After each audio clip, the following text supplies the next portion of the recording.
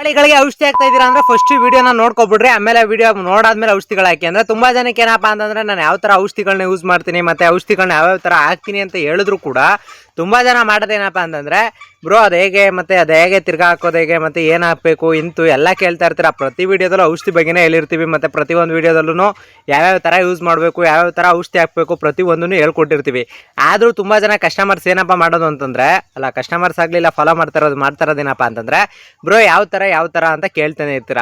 ನಿಮ್ಗೆ ಇನ್ನೂ ಸುಲಭವಾಗಿ ಹೇಳ್ಕೊಟ್ಬಿಡ್ತೀನಿ ಕೇಳಿ. ಈಗ ಔಷಧಿಗಳನ್ನ ನೀವು ಯಾವುದೇ ಔಷಧಿಗಳನ್ನ ಹಾಕ್ತಾ ಇದ್ದೀರಾ ಅಂತಂದರೆ ಈಗ ಯಾವುದೇ ರೀತಿ ಓವರ್ ಆಲ್ ಆ್ಯಂಟಿಬಯೋಟಿಕ್ ಯಾವುದೇ ಔಷಧಿ ಆದ್ರೂ 1 ಲೀಟ್ರಿಗೆ 1 ml ಥರನೇ ತೊಗೊಳ್ಳಿ. ಅಂತಂದರೆ ಜಾಸ್ತಿ ಬೇಡ, ಸಿರಂಜ್ ಇಸ್ಕೊಳ್ಳಿ, ಅಲ್ಲೇ ಫ್ರೀ ಸಿರಂಜ್ ಕೊಡ್ತಾರೆ. 1 ಲೀಟ್ರಿಗೆ 1 ml ಥರನೇ ಹಾಕೊಳ್ಳಿ. ಜಾಸ್ತಿ ಔಷಧಿ ಹಾಕೊಳ್ಳೋದಕ್ಕಿಂತ 1 ಲೀಟರ್ಗೆ 1 ml ಹಾಕೊಳ್ಳಿ. ನಿಮ್ಗೆ ಕಂಪ್ಲೀಟಾಗಿ ರೋಗಗಳು ಗುಣಮುಕ್ತ ಆಗೋಕೆ ಅದು 1 ಲೀಟ್ರಿಗೆ 1 ml ಸಾಕಾಗುತ್ತೆ. ಅಂತಂದರೆ ನೀವು ಅದರಲ್ಲಿ 10 ml ಕೊಟ್ಟಿದ್ದಾರೆ 15 ml ಕೊಟ್ಟಿದ್ದಾರೆ, ನಿಮ್ಗೆ ಗೊತ್ತಾಗೈತೆ ಅದ್ರ ಮೇಲೆ ಬರೆದಿದ್ದಾರೆ, ಅದೆಲ್ಲ ನಿಮ್ಗೆ ಅರ್ಥ ಆಗ್ತಿದೆ, ನಿಮ್ಗೆ ಅರ್ಥ ಆಗ್ತೈತಿ ಅಂದರೆ ಹಾಕಲಿ.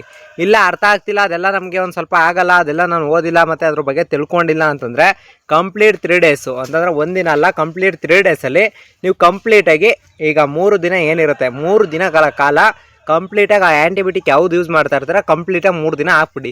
ಆವಾಗ ನಿಮ್ಗೆ ಅಲ್ಲಿ ಗೊತ್ತಾಗೋಗುತ್ತೆ ನೀವು ಯಾವ ಔಷಧಿ ಹಾಕಬೇಕು ಯಾವ ಔಷಧಿ ಹಾಕಬಾರ್ದು ಅನ್ನೋದು ಕಂಪ್ಲೀಟಾಗಿ ನಿಮ್ಗೆ ಗೊತ್ತಾಗುತ್ತೆ. ಅದಕ್ಕೋಸ್ಕರ ಹೇಳ್ತಾ ಇರೋದು ನಿಮಗೆ ಔಷಧಿಗಳು ಹಾಕೋಕ್ಕೆ ಏನಾದ್ರು ಗೊತ್ತಾಗಲಿಲ್ಲ, ಔಷಧಿಗಳು ಹಾಕೋಕ್ಕೆ ಏನಾದ್ರು ನಿಮಗೆ ಕನ್ಫ್ಯೂಷನ್ ಆಗ್ತೈತಿ ಅಂತಂದರೆ ಫಸ್ಟು ಮಾಡಬೇಕಾಗಿರೋ ಕೆಲಸ ಏನಪ್ಪ ಅಂತಂದರೆ ನೀವು ಫಸ್ಟು ಹಾಕ್ತಿರಲ್ಲ ಔಷಧಿಗಳು, ಆ ಔಷಧಿಗಳನ್ನ ತೊಗೊಂಡು ನೀವು ಡೈರೆಕ್ಟಾಗಿ 1 ಲೀಟ್ರ್ ನೀರಿಗೆ 1 ml ಥರ ಹಾಕೊಳ್ಳಿ. ಕಂಪ್ಲೀಟಾಗಿ 3 ಡೇಸ್ ಆಗುತ್ತೆ. ಈಗ 4 ಲೀಟ್ರ್ ಡ್ರಿಂಕರ್ ಐತೆ ಅಂದರೆ 4 ಲೀಟ್ರು, 5 ಲೀಟ್ರ್ ಡ್ರಿಂಕರ್ ಐತೆ 5 ಲೀಟ್ರ್ ದೋ ಆಯ್ತು ಅಂದರೆ 5 ಲೀಟ್ರು, ಇಲ್ಲ ಬೋಸಿಗಳು ಇಟ್ಕೊಂಡಿದ್ದೀರಾ ಇಲ್ಲ ಬೇಷನ್ಗಳು ಇಟ್ಕೊಂಡಿದ್ದೀರಾ ಅಂತಂದರೆ ಡೈರೆಕ್ಟ್ ಬೇಷನ್ನು ಅಥವಾ ಇಲ್ಲ ಅಂತಂದರೆ ಆ ಥರದ ಔಷಧಿಗಳನ್ನ ಹಾಕ್ಕೊಂಡು ಅಚ್ಚುಕಟ್ಟಾಗಿ ಯೂಸ್ ಮಾಡ್ಬೋದು. ಆ ಥರ ಯೂಸ್ ಮಾಡಿ ಫ್ರೆಂಡ್ಸ್.